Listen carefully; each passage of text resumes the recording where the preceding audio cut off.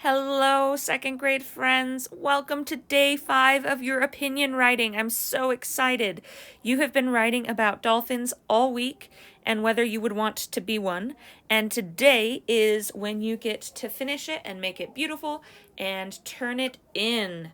So you are going to take your Foursquare and you're going to convert it into either a typed essay on the computer and turn it into your teacher, or you are going to be writing it down beautifully in your nicest handwriting on a piece of paper, taking a picture of it, and then uploading that. Those are your two options.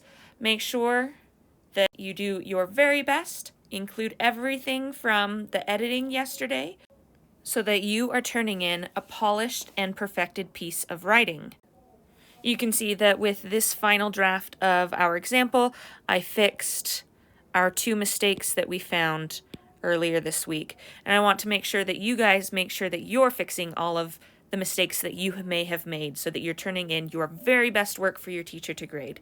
I can't wait to see what you've written. I'm super excited. I hope you are too. Remember, I love you, and I will see you next time.